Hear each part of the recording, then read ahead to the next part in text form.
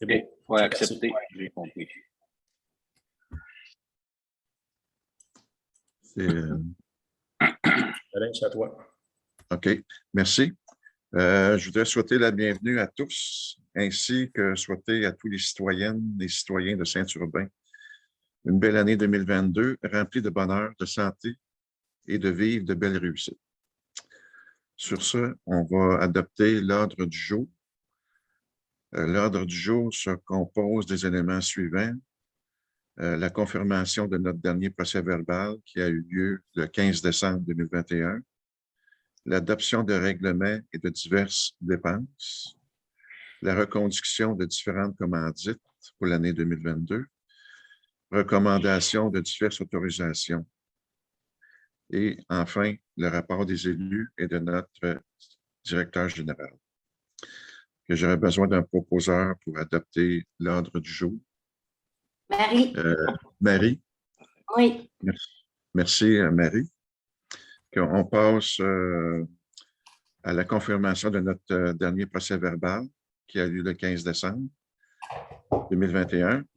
Pour les gens qui étaient présents, ce procès-verbal est conforme, que j'aurais besoin d'une résolution ou d'un proposeur pour Joël. Merci, Joël. Et puis, on passe au point 5, orientation et décision du conseil municipal. Le premier point, c'est le règlement 455-22 pour la mise à jour des différents tarifs sur les permis et certificats que la municipalité dessert à ses citoyens. S'il n'y a pas de questions, ça nous prendrait un proposeur là, pour confirmer ce règlement. Lucien propose. Le point 6 maintenant, l'adoption des dépenses. La première dépense à officialiser, c'est l'appropriation d'un montant de 36 936 $ qui équivaut à... Oui? Ouais, excuse-moi, Lucien, ça prend, au niveau du point numéro 6, ça prend un proposeur. Si tu veux, je peux rapidement là, identifier les dépenses extraordinaires. Là. Ça, on parle ici du point 6, l'adoption des dépenses en général. Puis après ça, le point 7 et le point 8, on va venir adopter chacune des petites dépenses. Le point 7 étant quelque chose de différent, mais pour des dépenses qui sont supérieures à 5 000. Okay. Donc, pour le mois de décembre, on a un mois qui totalise 188 306 $. Ça, c'est l'ensemble des dépenses de la municipalité que vous avez dans le tableau, évidemment. Et je vous dirais essentiellement, on a 4 ou 5 dépenses qui sortent un peu de l'ordinaire là. Au niveau, par exemple, si on va au point 19, la FQM, on a tout, en fait, c'est le paiement des assurances pour la municipalité pour l'année au complet, pour un montant de 35 268, incluant les taxes. Donc, assurance pour les véhicules, assurance responsabilité, assurance pour les immeubles de la municipalité, tout ça en un seul versement, un seul paiement. La MRC, au point 29, merci au Warnois, on a des cotes-parts, évidemment, de décembre qui sont rentrés pour un montant de 10 449. Pavage MCM, ça, c'est des travaux d'accotement qu'on a fait faire pour le rechaussement des accotements sur Montée-Rivière-des-Fèves. Montée-Rivière-des-Fèves, c'est ça pour un montant de 15 778, taxes inclus. On a, avec PG Solutions, qui est le système comptable de la municipalité, pour un montant de 14 177. Donc, c'est pour un an? C'est pour un an, c'est le renouvellement des licences. On parle du système comptable, on parle du système, ce qu'on appelle accessité, là, c'est tous des modules qui concernent l'urbanisme, avec un module particulier là, pour la gestion des fosses septiques. Alors, renouvellement des licences, plus un montant pour le support quand on a besoin de support technique de la part de PG. Ensuite de ça, la ligne numéro 44, rue principale, la firme qui nous a aidé à élaborer le plan d'aménagement du parc de la Butte, là, si vous vous rappelez, avec tout l'élément de sécurité au niveau de la rue de l'école, en face de l'école, pour un montant de 14 000. Évidemment, ça, c'est le montant total global, un seul versement. Le mandat est terminé pour 14 532 $. Et le point 54, on est en fin de projet ici avec Xylem, de qui on a acheté, on a remplacé, dans le fond, les stations, c'est-à-dire les pompes aux stations de pompage PP2, PP4. On avait une dernière pompe là, pour un montant de 5 106 $ à installer avec Xylem. Alors, pour les dépenses extraordinaires, Alain, c'est tout. Ça prendra un proposeur. Propose. Sylvain, merci. OK. Excellent. Parfait. Maintenant, on tombe à l'item biométhanisation des bacs bruns pour un montant, pour officialiser un montant de 36 936 dans les écritures comptables. Je ne sais pas si tu veux compléter, Charles. Si, En fait, Lucien, peut-être Sylvain se rappelle, là, le conseil de l'époque avait mis un montant de 36 936 dans un surplus accumulé, affecté pour l'achat de bacs bruns. Ça, c'est c'est avant que le compost, le projet compostage arrive à la municipalité. Là. Évidemment, il fallait acheter des bacs bruns pour l'ensemble de la population. Il avait été décidé à l'époque par le conseil de réserver un fonds, un montant d'argent dans un surplus de 36 936. Alors, évidemment, le projet s'est réalisé. La municipalité a fait l'achat de bacs bruns. OK? Et cet achat de bacs bruns, le paiement des bacs bruns s'est fait à partir du fonds général. OK? De sorte qu'on a besoin d'avoir une résolution qui vient tout simplement dire on prend le 36 936 qui est réservé à l'achat des bacs bruns qui ont été payés avec le compte de banque, le fonds général, et on vient tout simplement prendre cet argent-là et le remettre dans le fonds général. Se rembourser. Alors, c'est ça, c'est juste dans le fond pour régulariser la comptabilité associée au projet. Nice. Je propose.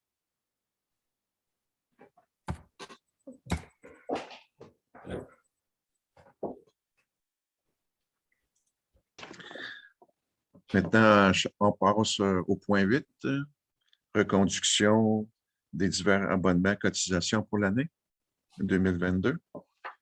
Le premier item, c'est le dossier des assurances, responsabilité, assurance bâtiment, qu'on doit à la Fédération québécoise des municipalités pour un montant de 33 354 $. Deuxième item, l'abonnement annuel pour la FQM. Un proposeur, Alain, s'il te plaît. Un chaque dépense, OK.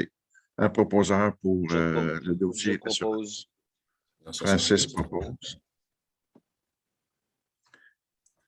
Le deuxième item, l'abonnement annuel de la Fédération québécoise des municipalités, c'est un montant de 1 914,92 sous.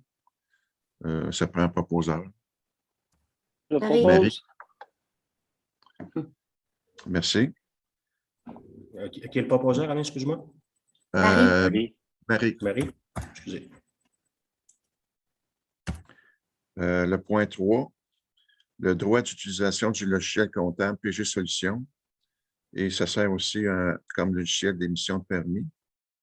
Que ça prend un proposeur là, pour payer cette... qui le propose? C'est moi. Ah, Sylvain, OK. Quatrième point, la cotisation de Québec municipal pour le service Internet, c'est un montant de 350 $. Ça prend un proposeur. Propose. OK, Joël propose. Point 5, la cotisation annuelle de la Corporation des officiers municipaux. C'est un coût annuel de 450 $.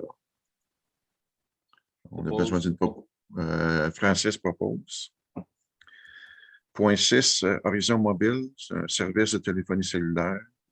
Coût annuel 1 144,56 $. Marie. Marie propose. Point 7, cotisation pour la compagnie ACE. C'est une compagnie spécialisée dans les contrôles électroniques. Le coût annuel est de 459,90. Ça prend un proposeur pour cet item-là. C'est beau. Sylvain propose. Point 8, unité communautaire et mesures d'urgence pour en situation d'urgence pour les pompiers. Ça représente une cotisation de 500 $ annuellement. Ça prend un proposeur pour cet item. Propose. Je propose. Francis propose. Point 9, abonnement pour le service iCloud. C'est un montant annuel de 351,84 annuel. Proposeur. Je propose. Joël propose. Alain, si tu veux une petite précision pour les points 9 et 10, iCloud, les nouveaux courriels, on parle de nos nouveaux courriels à commercial.ca. On parle ici de licences qui sont annuelles. AgilIP, nouveau système téléphonique. On est sur une téléphonie IP. Pour cette dépense-là, la numéro 10, il faut penser ici qu'on se trouve avoir un remplacement de coût. Là. Étant donné qu'on est sur Internet, toutes les lignes téléphoniques avec lesquelles la municipalité était, c'était Bell Canada. Alors, ça, c'est des frais qu'on n'a plus à payer. Là. Comment dire, ce n'est pas nécessairement une dépense qui est directe, c'est une dépense, on a cette dépense-là effectivement, mais on va économiser dans le fond du fait qu'on n'aura pas le service de Bell à payer de l'autre côté. Là. Okay. Ça prend une résolution pour l'item numéro 10 pour la compagnie AgilIP. Je propose. Mary propose. Item 11, la municipalité a réservé un bloc d'heures avec notre employé Jean-Yves Thibault pour un montant de 4 600 $. Lucien propose. Le point 12, pour l'entretien ménager, l'entretien BLMD pour l'entretien de nos divers bâtiments, hôtel de ville, salle communautaire. C'est un montant de 8 600 $ annuel. Ça prend une proposition. Joël propose. Le point 13 pour Mme Anne-Marie Sanson pour la gérance de nos divers outils de communication. Ça peut être bulletin mensuel, le compte Facebook de la municipalité, le tableau indicateur ici au centre du village. Ça représente un montant de 12 000 $ annuel. Sylvain. Sylvain propose. Que ça complète pour les dépenses. Maintenant, on peut passer au point 9 pour les commandites. Le conseil municipal a établi les divers commandites pour l'année 2022. La première commandite, c'est l'Action Famille qui vient en aide ici à Saint-Urbain pour nos gens pour un montant de 1 500 $. Est-ce que ça prend une proposition à chaque... oui, s'il te plaît. Okay. Oui, s'il te plaît. Un proposeur pour Action Famille. Lucien? Ou Francis? Lucien? Oui. Pour notre communauté chrétienne, on fait une commandite de 400 $. Ça prend un proposeur pour notre communauté chrétienne. Je propose. OK. Joël propose. Joël, juste une petite parenthèse, Alain, si les membres du conseil se rappellent, ça, c'est des montants qu'on avait établis lors d'une séance, d'un caucus là, avant Noël. Là. Oui, c'est ça que... Petite parenthèse à ce niveau-là. Là. Okay. Oui. C'est ça, j'aime exactement. Une commandite de 125 $ pour les fondations des maladies du cœur. On prend aussi une proposition pour cet item. Sylvain propose. Un montant de 500 $ à faire à la Maison des Jeunes. L'entrée. Propose. Francis propose. Et enfin, pour Centraide Sud-Ouest, on a un montant de 200 $ en contribution pour Centraide. Marie propose. Maintenant, on va passer au point 10 pour le remboursement des activités sportives hors municipalité. Comme Charles le mentionnait au début, c'est 75 $ par famille. Le conseil a décidé d'approuver, de reconduire ce programme-là offert à nos citoyens, que ça nous prend une proposition officielle. Une petite parenthèse, Alain. Cette résolution-là vise essentiellement à rembourser les familles pour un montant jusqu'à 75 $. Alors, par famille, par personne, les gens qui viennent nous présenter des factures, on rembourse les factures pour des activités de loisirs jusqu'à un montant maximal de 75 $. Alors, évidemment, le montant de 2 775 qu'on a ici, c'est la totalité des familles et des membres de chacune des familles qui sont venus nous porter des factures. Alors, on autorise le remboursement de 2 775. Et si le conseil est d'accord, ça c'est la deuxième volet de la résolution, si le conseil est d'accord, on reconduit le programme en 2022. Essentiellement, c'est ça. Oui, mais merci pour la précision, Charles. Marie propose. Et je suis d'accord aussi. Oui. Maintenant, les autorisations. Je ne sais pas si on avait parlé au début, Charles. Est-ce qu'on fait l'item 11 aussi ou tu n'avais pas… Oui, non, le 11, on aurait besoin de 5 propositions, 5 proposeurs pour les 5 points. Pour le transport adapté, pour nos concitoyens, on reconduit ce programme-là. Ça nous prendrait une proposition pour reconduire le programme. C'est beau, Sylvain. Sylvain, merci. Aussi, on autorise Charles pour effectuer des dépenses jusqu'à 10 000 $ en 2022. Avant, c'était 5 000 $. On augmente ça à 10 000 $ pour réduire un peu le côté paperasse, là, mais c'est toujours des décisions qu'on prend ensemble, le conseil et Charles. C'est juste une question de logistique. C'est ça. Oui. Si tu veux que je rappelle un peu le principe, là, très rapidement, le point numéro 8, vous voyez là qu'on a 13 dépenses. Ce n'est pas juste nécessairement des dépenses, il y a des contrats là-dedans. La FQM, bon, là. Toutes ces dépenses-là ont été préalablement adoptées là, au point numéro 6. Pas nécessairement tout, là, parce qu'on a des contrats. Ces dépenses-là vont être adoptées au fur et à mesure que les mois vont rentrer.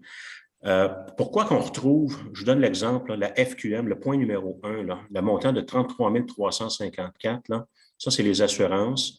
Pourquoi que cette dépense-là se retrouve là et se retrouve aussi dans l'adoption globale des dépenses, dans le tableau que vous avez vu au point numéro 6? C'est parce que c'est des dépenses qui sont supérieures à 5 000. OK? Alors, indépendamment du fait que la dépense proprement dite se retrouve dans le point 6, qui est l'adoption de l'ensemble des dépenses, pour toutes les dépenses supérieures à 5 000, il doit y avoir une résolution additionnelle. Donc, ce qu'on vient dire ici, c'est qu'au lieu que ce soit 5 000, on monte ça à 10 000. Autrement dit, on vient de réduire là, ces dépenses-là. Maintenant, on vient de réduire les différentes, pas réduire la dépense, mais réduire les autorisations. Les autorisations. Le nombre, c'est exact. Réduire le nombre d'autorisations. Étant donné que avant d'autoriser le directeur général à faire une dépense, le directeur général doit donner un contrat. Donc, ça prend une résolution pour donner un contrat. OK? Ensuite de ça, la dépense, lorsqu'elle est payée, le contrat réalisé, la dépense payée, il y a une autre résolution, par exemple, dans le point 6 ici, qui vient autoriser l'ensemble des dépenses du mois en cours. Et il y a pour les dépenses supérieures à 5 000, il y a une troisième résolution. Comprenez ce que je veux dire? Troisième résolution qui vient autoriser, qui vient donner une troisième autorisation, dans le fond, à la dépense en question. Ah, c'est ça.